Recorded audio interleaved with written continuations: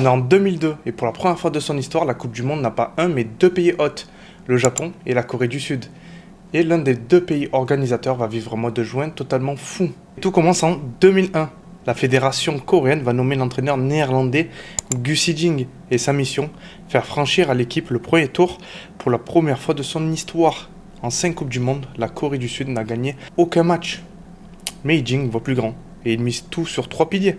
La discipline tactique, la solidité mentale et une préparation physique intense. En poule, les Coréens s'imposent 2-0 contre la Pologne, tiennent en échec les États-Unis 1-1 et s'imposent par la plus petite démarche contre le Portugal 1-0. Après 6 participations à la Coupe du Monde, la Corée du Sud se qualifie enfin en 8e de finale. Et ce qui va suivre va rester comme l'un des matchs les plus controversés de l'histoire de la Coupe du Monde. En 8e de finale, la Corée du Sud affronte l'Italie, triple championne du monde. Et Vieri ouvre le score. Les Italiens tiennent jusqu'à la 88e minute de jeu. Et là, égalisation coréenne, direction les prolongations.